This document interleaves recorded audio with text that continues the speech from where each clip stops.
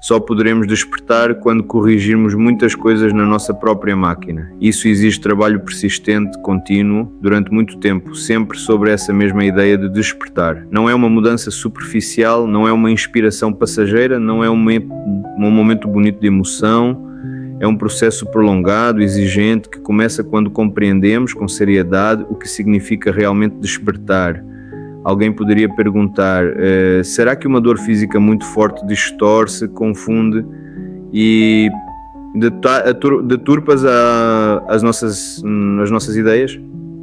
Sim, sem dúvida. Uma dor física intensa pode distorcer completamente o nosso modo de pensar e de perceber as coisas. Por isso, quando falamos do homem, falamos sempre do homem em seu estado normal. Só nesse estado podemos falar com clareza sobre a obtenção de novas funções, de novos estados de consciência, sobre o despertar, estados extremos anormais apenas deturpam tudo e confundem o quadro geral. Assim, ao falar do homem, deixamos de lado os casos excepcionais para não deformar o entendimento correto. Havia nesse trabalho uma imagem muito forte que as escolas antigas gostavam de usar: a imagem da prisão. As pessoas dos grupos que trabalhavam com essas ideias falavam da prisão como quem fala de uma realidade interior. Usavam metáforas e parábolas orientais para expressar algo que não pode ser visto com os olhos, mas pode ser reconhecido pela inteligência e pelo sentimento. A imagem é esta: o homem está na prisão. Se for um homem minimamente sensível, a única coisa que ele pode, no fundo, desejar é fugir. Mas antes mesmo de desejar a fuga, ele precisa tomar consciência de que está na prisão, Enquanto não der conta disso, ele não pode sequer formular o desejo de escapar. Enquanto acreditar que é livre, permanecerá onde está, sem nada a procurar. Quando finalmente percebe a prisão, quando começa a sentir com clareza que está preso, então nasce o desejo de fugir. E quando esse desejo nasce, ele começa a estudar as possibilidades. Observa a situação, olha ao redor, começa a perguntar a si mesmo: como posso escapar? O que é necessário para sair daqui? É possível? Ele percebe então que sozinho não consegue. Começa a ver que para escapar é preciso um plano, precisa cavar, precisa encontrar caminhos ocultos, precisa de mapas, precisa de ferramentas. E percebe também que não pode fazer tudo isso apenas com o que existe dentro da prisão. Ele precisa de ajuda que venha de fora. Precisa de limas, de mapas, de instrumentos que só podem ser trazidos por alguém que não esteja mais preso. Percebe também que não é possível para todos saírem ao mesmo tempo. Um homem só não pode fugir e todos juntos também não podem. É necessário um pequeno grupo de pessoas que deseje e consiga fugir, um grupo que organiza a fuga de forma inteligente. Ele vê então que talvez estás certo, certo número de pessoas possa escapar, mas que há leis que impedem que todos fujam ao mesmo tempo. Se todos tentassem ao mesmo tempo, chamaria demais a atenção e provocaria uma reação imediata das forças mecânicas que mantêm a prisão. Essa é exatamente a posição do homem em relação ao despertar. Estamos como prisioneiros dentro de nós mesmos. Aprendemos neste sistema que podemos utilizar partes até agora não utilizadas da nossa máquina, mas que, tal como na metáfora, não podemos sair sozinhos. A prisão significa que estamos limitados às partes mais baixas da nossa própria casa interior, à cozinha, ao porão, às funções automáticas da vida, e não conseguimos subir para outros andares de consciência. É possível sair, mas não sozinho. Sem uma escola não se pode sair. Uma escola, nesse contexto, significa um grupo de pessoas que já está se preparando para fugir, ou que de certo modo já iniciou a fuga. E nenhuma escola verdadeira começa por si mesma. Ela não pode surgir sem a ajuda de outra escola que veio antes, de pessoas que já se evadiram, pelo menos em parte da prisão.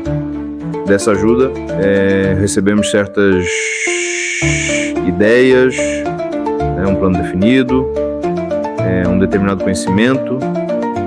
Essas ideias e esse conhecimento são as ferramentas necessárias para a fuga, mas é importante repetir, todos não podem fugir, há muitas leis contrárias a isso. Dito de modo simples, se todos tentassem escapar, isso chamaria a atenção demais e produziria imediatamente uma reação das forças mecânicas que mantêm a estrutura do sono e da prisão. Alguém então pergunta, o desejo de fugir é instintivo? Ele nasce sozinho, como um impulso natural? Não, só o trabalho interno do organismo, as funções fisiológicas pertencem ao instintivo. O desejo de fuga, o desejo de despertar deve ser intelectual e emocional. Ele precisa envolver a mente e o sentimento ao mesmo tempo. A função instintiva pertence, na verdade, às funções físicas, que são as mais baixas. É claro que em certas condições pode haver um desejo físico de fugir, por exemplo, se o ambiente está muito quente e sabemos que lá fora está fresco, podemos querer sair, mas a percepção de que estamos numa prisão interior e de que é possível fugir dela exige razão e sentimento, exige um reconhecimento consciente, né? Não apenas um impulso físico. Outra pergunta aparece, parece difícil, sem uma maior observação de si, saber que o nosso verdadeiro objetivo é fugir, despertar. Como perceber isso se não nos observamos? Sim, sem dúvida, a prisão é apenas um exemplo. Para nós, a prisão é o nosso próprio sono interior e sem metáforas, né? Aquilo que realmente queremos é despertar. Queremos despertar quando nos damos conta de que estamos dormindo. E isso precisa ser percebido emocionalmente, não apenas como uma ideia intelectual. Devemos compreender com sentimento que no sono estamos indefesos, que tudo pode nos acontecer, que somos jogados de um lado para o outro pelas circunstâncias da vida. No sono podemos ver quadros da vida, podemos até tentar compreender por que as coisas acontecem de um modo ou de outro, tanto nas pequenas, né, como nas grandes situações, mas na condição de sono não podemos fazer nada de real, e aos poucos começamos a compreender que as coisas são assim porque as pessoas estão dormindo, né? Em relação a essas ideias e a esses métodos, vivemos, num certo sentido, numa época singular. As escolas estão desaparecendo rapidamente. Há 30 ou 40 anos ainda era possível encontrar muitos tipos de escola. Hoje, praticamente não existem, né, ou se tornaram muito mais difíceis de encontrar. Alguém pergunta, elas estão desaparecendo tanto no Oriente quanto no Ocidente? Quando falamos dessa ausência de escolas, nos referimos principalmente ao Oriente. No Ocidente, escolas desse tipo deixaram de existir há muito tempo. No Oriente ainda havia algumas, mas também foram se tornando raras. O assunto das escolas é muito importante, tão importante que é quase melhor tratá-lo separadamente, né? Há diferentes espécies de escolas, diferentes níveis, diferentes funções, diferentes finalidades. Não sabemos de modo algum fazer essas divisões corretamente sem estudo. Por isso esse tema exige um tratamento próprio, né, mais profundo. Outra pergunta surge. Quando tentamos observar a nós mesmos pela primeira vez, é melhor escolher várias ocupações curtas, várias pequenas atividades, do que se envolver em uma atividade prolongada? Isso faz diferença? Não é uma questão de duração da atividade, né? Devemos tentar nos observar em diferentes condições, não apenas nas mesmas de sempre. Precisamos nos ver em situações variadas, agindo, esperando, conversando, trabalhando, descansando. A diversidade de condições é que nos mostra a multiplicidade de nossos estados. Outra pergunta, né? É bom analisar depois, pensar sobre o que observamos, tirar conclusões. Em geral, no começo e durante muito tempo, não deveria haver análise. Para analisar, precisamos conhecer leis, precisamos saber por que as coisas aconteceram de determinada forma. E não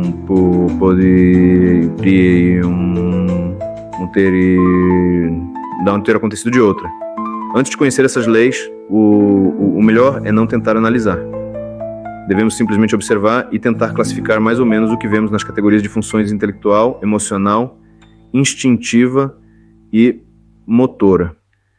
Cada uma delas tem seu próprio centro, seu próprio cérebro, por meio do qual se manifesta.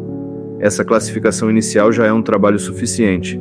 Em relação às funções e aos estados de consciência, e do ponto de vista da evolução possível do homem, ele se divide em 7 categorias. Nascemos apenas em uma das 3 primeiras. Um indivíduo em que predomina a função instintiva ou motora, e no qual as funções intelectual e emocional são menos desenvolvidas, é chamado de homem número 1. Se a função emocional predomina sobre as demais, ele é chamado de homem número 2. Se é a função intelectual que domina, então ele é chamado de homem número 3. Além dessas 3 categorias, né, embora ninguém nasça já nesse nível, existe o homem número 4. Esse representa o início da mudança, principalmente no estado de consciência, mas também no conhecimento e na capacidade de observação de si. Depois vem o homem número 5, que já desenvolveu em si o 3º estado de consciência, a consciência de si, e em quem a função emocional superior começa a atuar. Em seguida, o homem número 6 e, finalmente, o homem número 7, que tem plena consciência objetiva e em quem funciona a função intelectual superior.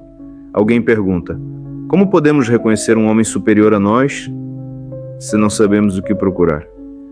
Só começaremos a perceber isso quando conhecermos melhor o que nos falta, aquilo que atribuímos a nós mesmos, mas na realidade não possuímos.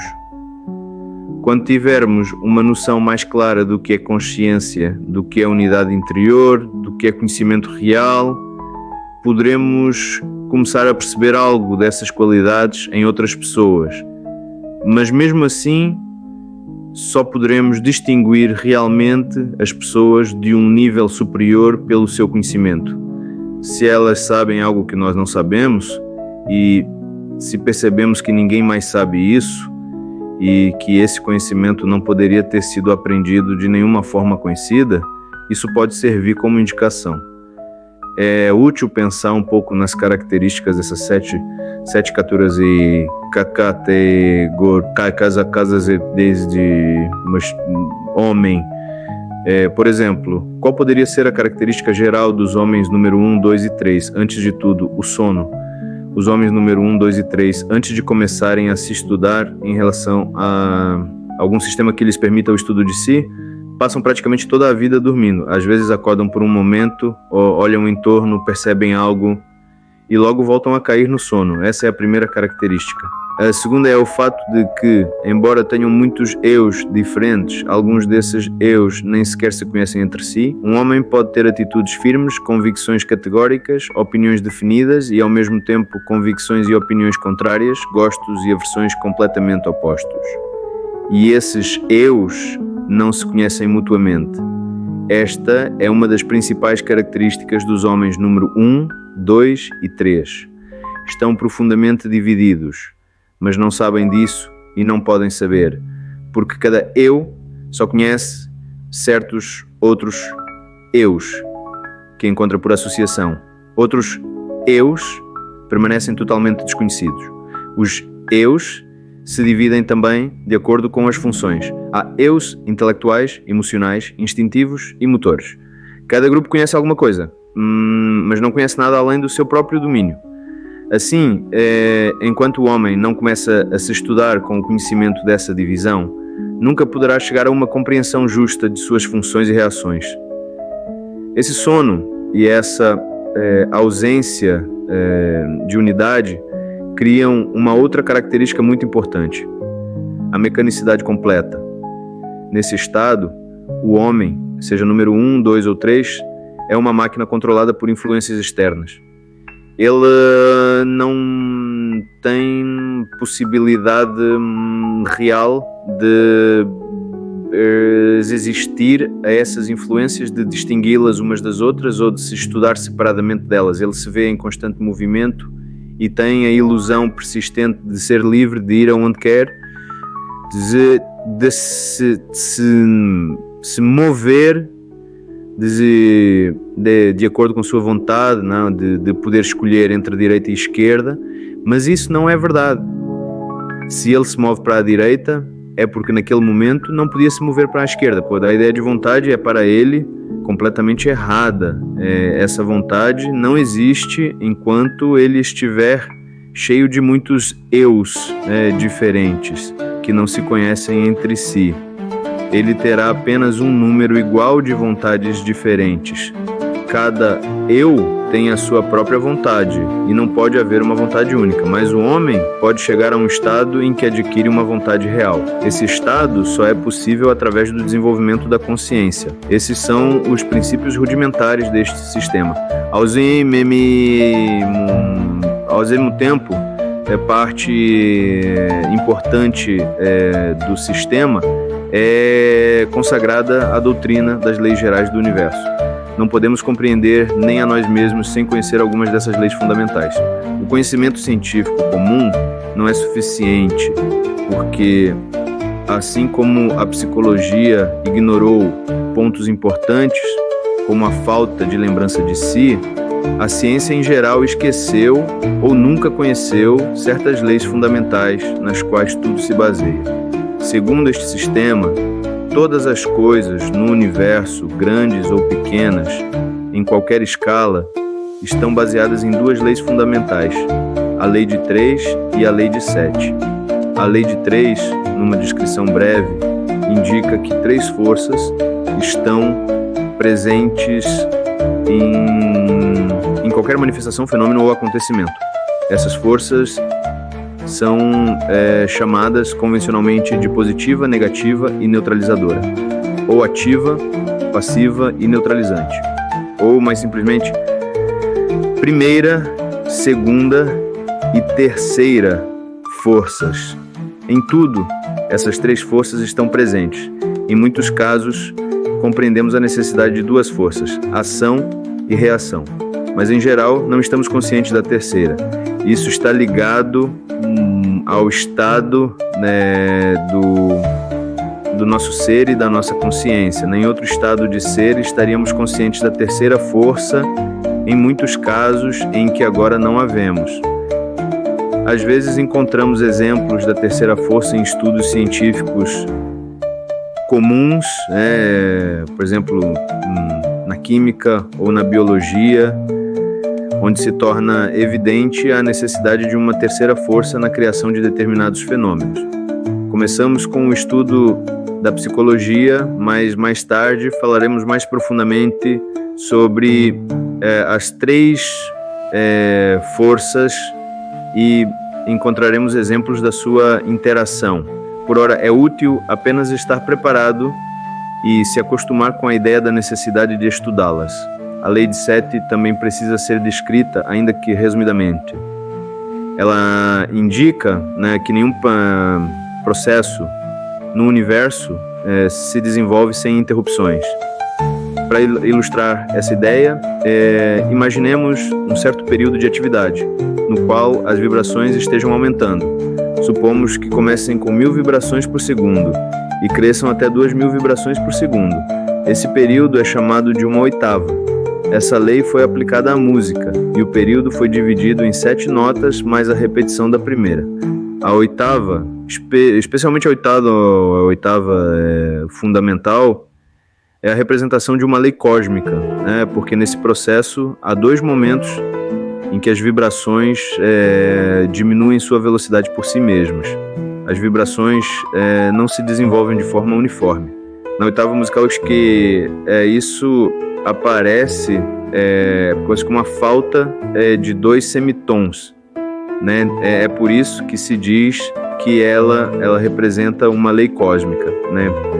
Embora essa lei em si nada tenha a ver com música. A música apenas foi construída em sua imagem.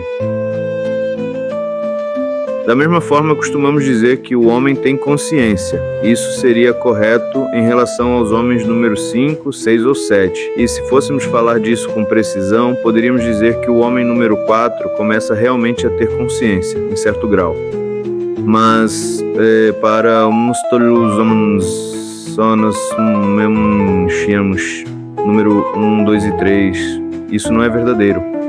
Devemos aprender a distinguir a qual categoria de homem as afirmações se referem, porque algumas delas são verdadeiras em relação a uma categoria e falsas em relação a outra.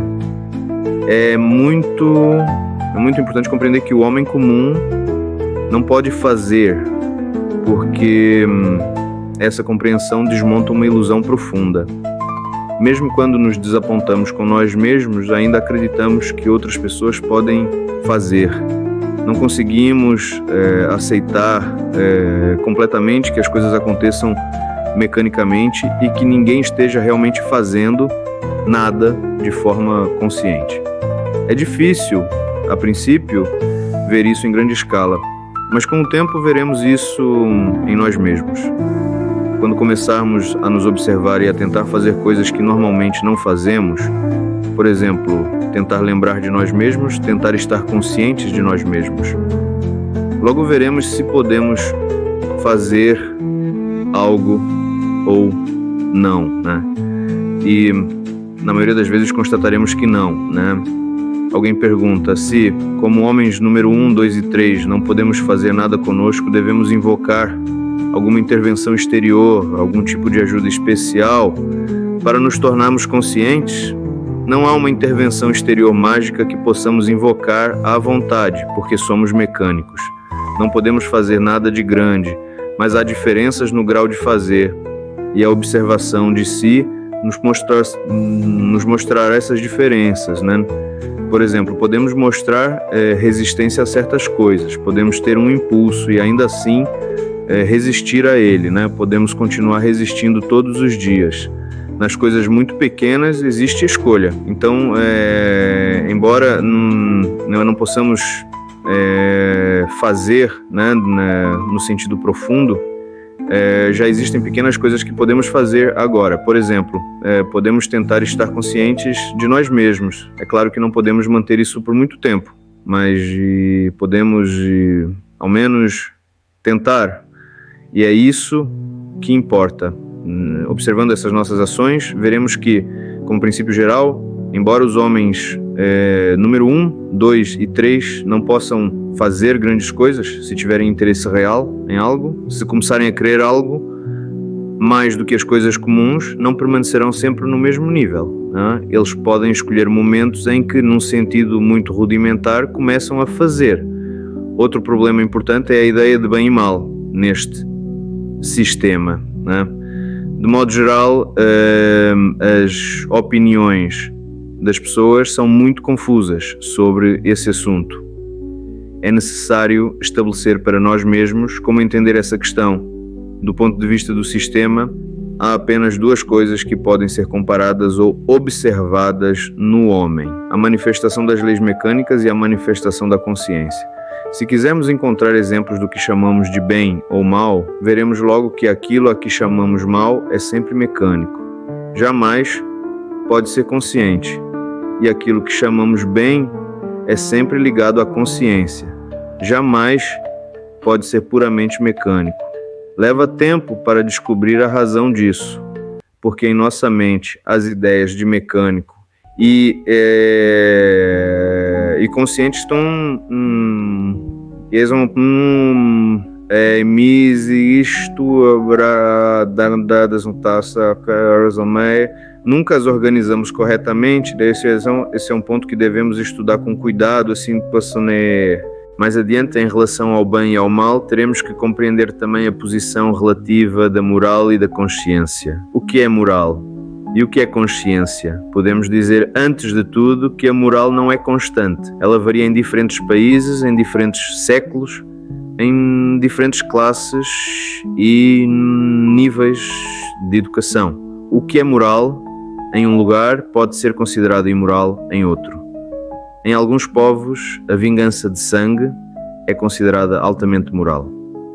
Se um homem se recusar a matar alguém que matou um parente distante, está que será visto como imoral, não é? Em outros lugares, ninguém pensaria assim. Ao contrário, considerar-se muito imoral matar alguém, mesmo que essa pessoa tivesse ferido um parente seu.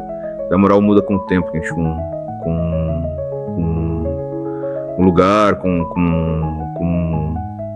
costume, mas a consciência não muda, né? A consciência é uma compreensão emocional da verdade em certas relações definidas, né? Geralmente em relação ao comportamento, às pessoas, aos nossos próprios atos. Ela é sempre a mesma. Não pode diferir de uma nação para outra, de um país para outro, de uma pessoa para outra. Se ligarmos mentalmente o que foi dito sobre o estudo do bem e do mal, da mecanicidade e da consciência, da moral,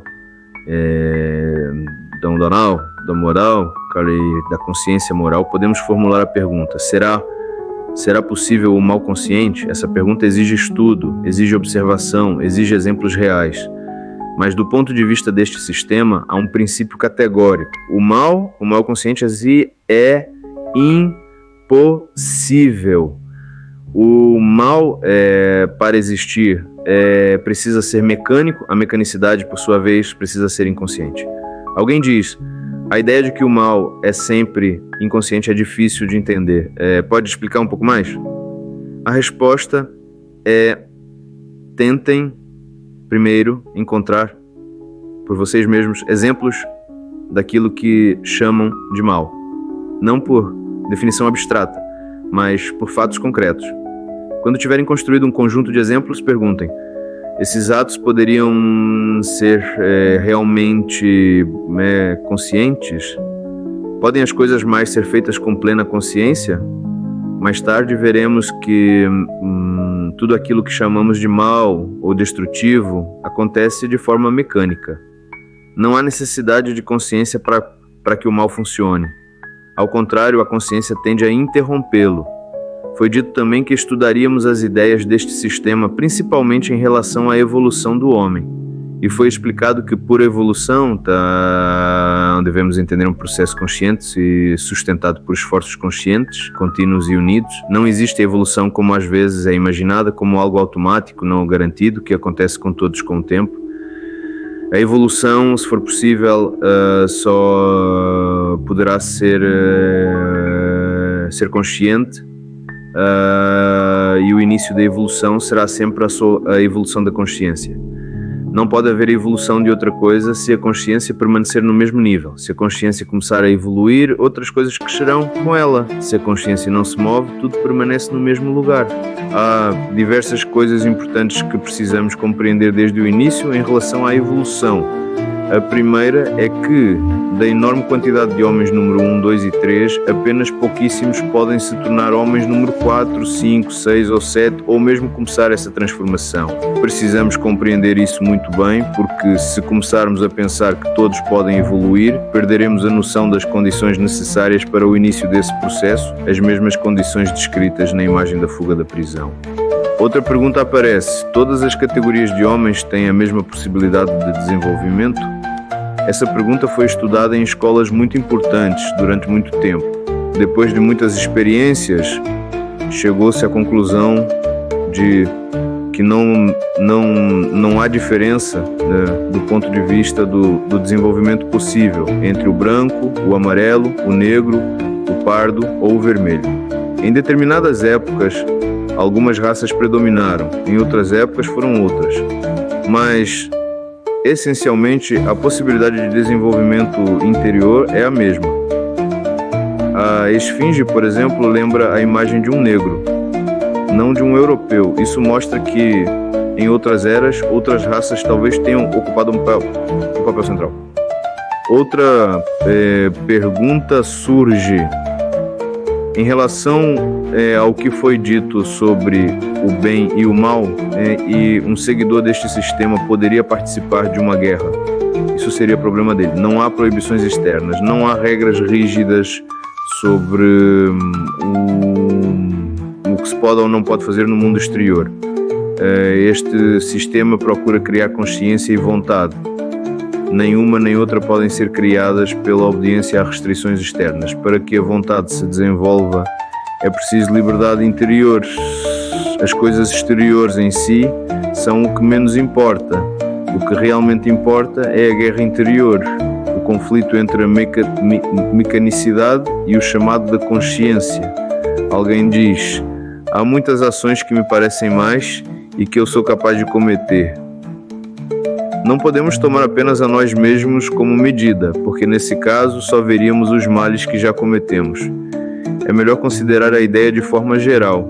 Busquem todos os exemplos possíveis, não acidentes, não assim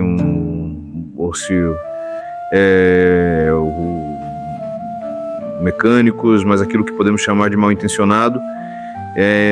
E observem como na prática tudo isso se apoia na mecanicidade, na ausência de consciência, né? Alguém comenta: se isso dá a impressão de que temos a ilusão de escolha. Sim, essa é uma das maiores ilusões, a ilusão de que fazemos e de que escolhemos, né? Essas capacidades pertencem a um nível superior de ser. A partir do homem número 4 começa pouco a pouco a haver escolha real. Mas os homens número 1, 2 e 3 têm pouquíssima escolha verdadeira. Eu pergunto então: o estudo da magia negra seria um mal consciente? Em geral, não conhecemos ninguém que realmente estude isso de forma consciente. A maioria apenas lê livros, olha figuras aterrorizantes e engana a si mesma. O que chamam de magia negra costuma ser também imaginação e mecanicidade. Outra pergunta: se eu deliberadamente me propuser a enganar outra pessoa, isso não seria um mal intencional, né? Um mal consciente? É muito provável que você não pudesse evitar, dadas certas circunstâncias, a pressão externa, hábitos internos, medos, emoções. Em muitos casos, o Kata-Kinsipana, que parece intenção consciente, é apenas uma soma de influências mecânicas que empurram o homem numa determinada direção. Todos esses problemas são difíceis. É preciso muito tempo para se acostumar a pensar dessa forma, porque estamos habituados a pensar errado sobre nós mesmos, sobre os outros e sobre a história. Quando olhamos para os acontecimentos do passado, costumamos atribuir consciência justamente onde ela não poderia existir e tratamos como mecânicos aqueles processos que poderiam, em princípio, ser conscientes. O caminho deste trabalho é inverter essa lógica, é ver o sono onde pensávamos haver vigília, é ver mecanicidade onde imaginávamos haver vontade, é reconhecer a prisão onde jurávamos estar livres. A partir daí, lentamente, pode nascer o desejo real de fuga, e com esse desejo, trabalho. Com trabalho, consciência, e com consciência, a possibilidade rara, difícil, mas real, de despertar.